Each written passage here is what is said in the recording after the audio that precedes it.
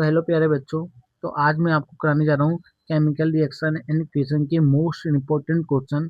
और इससे ही जो मैं करा रहा हूँ ना, इससे मिलते जुलते आपको सवाल पेपर में देखने को मिलेंगे। तो बच्चों वीडियो को एंड तक देखना। 10 से 20 मिनट में आपके सारे 5-6 सवाल करा दूंगा। उसी में से आपके बहुत सारे सवाल बन जाएंगे। पहला सवाल बोल रहा है 2 ग्राम सिल्वर क्लोराइड को चाइना डिश पे रखा और सनलाइट की प्रेजेंस में प्लेस कर दिया, तो रिएक्शन बताओ। Observation the colour silver chloride after the some time. पहले का कलर बताना है और बाद का कलर बताना है। टाइप्स ऑफ रिएक्शन बतानी है और यहाँ पर रिएक्शन लिख के देनी है। सवाल सेम है, नीचे लिखा है जो सवाल है। सवाल करते हैं अपना, देखो। सिल्वर क्लोराइड यानी कि एजीसीएल को अगर आप सनलाइट की प्रेजेंस में रखते हो तो ये तुरंत के तुरंत टूट जाएगा। तुरंत के तुरंत टूट जाएगा। सनलाइट लिख लो यहाँ पर, सनलाइट। ठीक है, एक बार में लिखना सनलाइट। ये तुरंत के तुरंत टूट जाएगा। इसलिए है सवाल एक बनता है, why we not cap the silver chloride in the sunlight. हम सनलाइट सूर्य के प्रकाश में सिल्वर क्लोराइड को क्यों नहीं रखते? तो क्योंकि वो तुरंत के तुरंत टूट जाता है, यानी कि डिकम्पोज हो जाता है। डिकम्पोजिशन रिएक्शन यहाँ पर बनती है। टूट गया तो डिकम्पोजिशन रिएक्शन बन जाएगा। दोनों रिएक्शन मैंने लिख दी। पहले जो कलर होता है सिल्वर क्लोराइड का हमारा होता है सफ़ेद, वाइट कलर का होता है। फिर वो किस कलर का हो जाता है? ग्रे कलर का हो जाता है। जब after the reaction grey colour का हो जाता है। एक ये याद कर लेना। ठीक है, AgCl। पहले तो AgCl है, फिर बाद में AgCl+2 क्लोरीन गैस निकल जाएगी। ठीक, बाद में ग्रे कलर का हो जाएगा अपना। अगला सवाल जो बोलता है वो हमसे बोलता है name the types of reaction बताना है। Name the types of following reaction बतानी है। बच्चों देखो, पहली रिएक्शन आप देख पा रहे हो, यहाँ पर Fe है और यहाँ पर कॉपर सल्फेट है। और कॉपर सल्फेट को हटा दिया, Fe जाके जुड़ गया। तो एक होती है डबल डिस्प्लेसमेंट, एक होती है डिस्प्लेसमेंट। यहाँ पर तो हम देख पा रहे हैं कि डिस्प्लेसमेंट हुआ है। एक कंपाउंड ने दूसरे कंपाउंड को, लेस रिएक्टिव कंपाउंड को हटा दिया, तो डिस्प्लेसमेंट हुआ है। डबल डिस्प्लेसमेंट में डबल डिस्प्लेसमेंट समझ लो, ए डी के साथ चला जाए और बी सी के साथ चला जाए, तो यानी कि डबल डिस्प्लेसमेंट होता है वहाँ पर। यहाँ पर ए, अगर ए कंपाउंड है, बी सी को, ए बी को हटा दे, अपना जाके जुड़ जाए सी के साथ और बी हटा अलग हो जाए, तो डिस्प्लेसमेंट रिएक्शन बनती है हमारी। ये हो जाती है डबल डिस्प्लेसमेंट। ठीक है, डी डी कह दो। अब आ जाते हैं हम अपना तीसरी रिएक्शन। अमोनिया टूट रहा है 2 कंपाउंडों में, यानी कि N2+H2 में टूटा। तो हम समझ पा रहे हैं टूटा यानी कि टूट रहा है, तो डिकम्पोजिशन रिएक्शन। जब एक सिंगल कंपाउंड दो या दो से ज़्यादा कंपाउंड में टूटता है, उसे डिकम्पोजिशन रिएक्शन कहते हैं। तीसरा सवाल भी बिल्कुल सेम ही है। NH4Cl टूट रहा है हमारा 2 कंपाउंडों में, तो ये भी डिकम्पोजिशन रिएक्शन में जाएगा। चौथा सवाल बोल रहा है कि जुड़ रहा है, यहाँ पर जुड़ रहा है हाइड्रोजन और ऑक्सीजन, यानी कि जुड़ रही है H2, वाटर बन रहा है। तो ये हमारी हो जाएगी कॉम्बिनेशन रिएक्शन। कॉम्बिनेशन रिएक्शन की डेफिनेशन सुन लो। जब दो या दो से ज़्यादा कंपाउंड हमारे रिएक्टेंट जुड़ते हैं और एक सिंगल प्रोडक्ट बनाते हैं, तो हम उसे कहते हैं कॉम्बिनेशन रिएक्शन।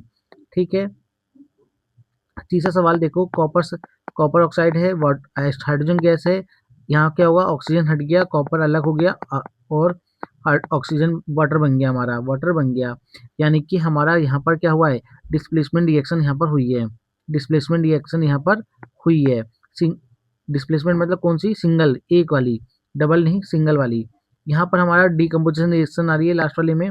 एक सिंगल ये छठे वाले में एक सिंगल कंपाउंड 2 कंपाउंड में टूट रहा है, डिकम्पोजिशन रिएक्शन। यहाँ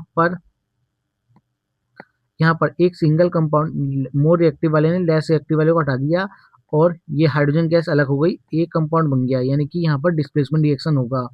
यहाँ पर क्या हुआ है? देखो, 2 कंपाउंड है और दोनों कंपाउंड मिलकर एक कंपाउंड बना रहे हैं, यानी कि कौन सा हो गया? कॉम्बिनेशन रिएक्शन हो गया बच्चों। तो आई होप आपको सारे सवाल क्लियर हो गए होंगे। यहाँ पर रिएक्शन टाइप के जितने भी होते हैं, डबल डिस्प्लेसमेंट था नहीं तो वो मैंने करा दिया, मैंने बता दिया आपको डबल डिस्प्लेसमेंट में क्या होगा।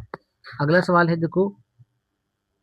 मैग्नीशियम रिबन को बर्न करते हैं एयर में विद द डैजलिंग फ्लेम आती है, डैजलिंग वाइट फ्लेम आती है। This is due to the formation of white solid. White solid बनता है। दिस वाइट सॉलिड डिजोल्व करते हैं in water and the gives the solution which turn the red litmus blue, यानी कि red litmus को blue में बदल देता है। यानी कि एसिड होगा बेस होगा, ब्लू में बदल दे रहा है। तो right the equation for the reaction of the magnesium ribbon in air. पहले तो रिएक्शन लिखनी है, यानी कि मैंने मैग्नीशियम को एयर की प्रेजेंस में जलाया, मैग्नीशियम का ऑक्साइड बन गया। और मैग्नीशियम जितने भी ऑक्साइड होते हैं, हमने पहले ही पढ़ रखा है मैग्नीशियम हमारे जितने भी ऑक्साइड होते हैं, मेटल ऑक्साइड जितने भी होते हैं हमारे, वो किस नेचर के होते हैं बच्चों? बेसिक इन नेचर होते हैं, बेसिक इन नेचर होते हैं। और बेसिक क्या करता है? रेड लिटमस को किस में बदल देता है? ब्लू में बदल देता है, ये भी हमें पता है। तो यहाँ से हमारा सवाल क्लियर हो जाएगा। और इसे बैलेंस कर लो। बैलेंस करना मैं देखो नेक्स्ट सवाल में करा दूंगा। अच्छा यदि कर लेते हैं, ऑक्सीजन यहाँ पर 2 हैं, और मैं अगर यहाँ पर ऑक्सीजन 2 करूँगा तो यहाँ पर 2 की मल्टीप्लाई, तो मैग्नीशियम 2 हो गई, यहाँ पर 2 की मल्टीप्लाई कर दो, ये हमारा बैलेंस हो जाएगा। ठीक है। Name the types of reaction. यहाँ पर क्या हुआ है? एक दो कंपाउंड मिलके एक कंपाउंड बना रहे हैं, तो कॉम्बिनेशन रिएक्शन हुई है, ये भी हमें पता चल गया भैया। तीसरा बोला है, why does the white dazzling flame appear. White dazzling flame appear क्यों हुई है? क्योंकि यहाँ पर क्या हुआ है? ऑक्साइड बन रही है। This is due to the formation of magnesium oxide. भाई किसी का ऑक्साइड बन रहा है, यानी कि वाइट, किसी का ऑक्साइड बन रहा है, तो वो क्या करता है?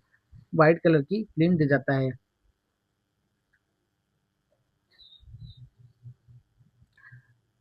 कह रहा है what happen when the white solid is dissolve in the water. जब व्हाइट, यही जो MgOH है, इसको मैं वाटर में मिलाऊंगा तो क्या होगा? वाटर में मिलाने पर इसका हाइड्रो ऑक्साइड हो गया, यानी कि ये कंपाउंड मिलेगा। ये आपको कहाँ पे पढ़ा होगा आपने? ये आपने मेटल ऑक्साइड में पढ़ा, मेटल एंड नॉन मेटल वाले रिएक्शन में पढ़ा था। ठीक है। यहाँ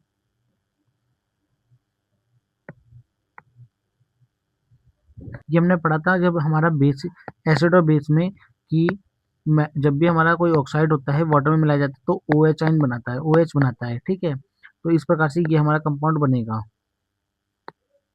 आगे बढ़ते हैं। Furious sulphate, ferrous sulphate crystal of the heating dry boiling in a dry boiling tube give a the following reaction. ये रिएक्शन दे जाती है। ये रिएक्शन बहुत ज़्यादा पूछी जाने वाली है इस बार पेपर में, कहीं ना कहीं आपको दिखने को मिलेगी। मोस्ट इंपॉर्टेंट रिएक्शन है, आप लिख के रख लो। What is a colour change in this reaction. क्या कलर चेंज होता है? Name the types of reaction and which gas has smell of the burning sulphur. यानी कि जब सल्फर जलता है तो क्या स्मेल आती है? What happen SO2 gas is passes through the water. और SO2 गैस के साथ क्या होगा? When where as what happen when होना चाहिए था, SO2 gas is passes through the water, जब पासेस होगी वाटर से। तो आंसर करते हैं इसके। देखो ये सवाल, ये जो रिएक्शन है ना पूरी की पूरी, ये आपके NCERT बुक में एक लड़की है जो नाक की तरफ अपना हाथ, अपना नाक की तरफ लेके जा रही थी। वो आपने देखी भी होगी, बहुत लैब कोट पहन के लैब में काम कर रही थी वो लड़की। तो स्टार्ट करते हैं सवाल अपना। What is the colour of change in this reaction. The colour of change of the green से ब्राउन हो जाएगी, हमारी जो कंपाउंड होगा ग्रीन से क्या हो जाएगा? ब्राउन हो जाएगा। ठीक है, ब्राउन हो जाएगा। The reaction is called the decomposition reaction, क्योंकि यहाँ पर एक सिंगल कंपाउंड हमारा फेरस सल्फेट टूटा है। फेरस सल्फेट टूटा है 3 से 4 कंपाउंड में, 3 कंपाउंड में, Fe2O3 एंड SO2 और SO3 गैस इसमें टूटा है। और बोला है विच gas has smell the burning, which gas has smell of the burning sulphur, यानी कि कौन सी गैस बर्निंग सल्फर की देती है? तो सल्फर डाइऑक्साइड देती है, यानी कि SO2 देती है। SO2 वाली दे जाएगी। ठीक। What happen SO2 gas is passes through the water. अगर SO2 गैस को वाटर से पास कराऊंगा तो क्या होगा? SO2 को पार करोगे तो H2SO3 मिल जाएगा, जो रिएक्शन यहाँ पर दे रखी है। ये रिएक्शन दे रखी है सल्फोरियस एसिड दे रखी है। ठीक है, सवाल में आगे बढ़ते हैं बच्चों। ये वही वाला सवाल है फिर से। देखो इससे पहले हमने क्या करते हैं, ऑक्सीडाइजिंग एजेंट को समझ लेते हैं कि ऑक्सीडाइजिंग एजेंट क्या होता है।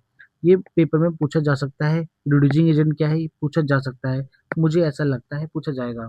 देखो oxidising agent are those agent which give the oxygen for the oxidation reaction. यानी कि कोई एक कंपाउंड जिसके पास ऑक्सीजन था और उसने अपना कंपाउंड बी को दे दिया ताकि इसका ऑक्सीडेशन हो जाए, ऑक्सीजन की गेनिंग हो जाए।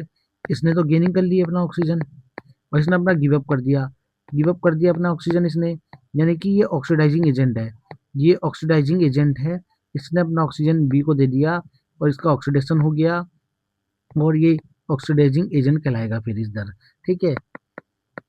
और रिड्यूसिंग एजेंट में क्या होता है, जो कंपाउंड जिसके पास हाइड्रोजन था उसने बी, अपने बी को अपना H दे दिया और अपना इसका रिडक्शन कर दिया, और अपना जाके खाली हो गया, यानी कि ऑक्सीडेशन, इसका अपना क्या हो गया? ऑक्सीडेशन हो गया। तो ये कहलाएगा रिड्यूसिंग एजेंट। ठीक है, ये पेपर में पूछा जा सकता है आप लोगों से। आगे बढ़ते हैं। एक रेडॉक्स रिएक्शन दे रखी है बच्चों, इधर देखो।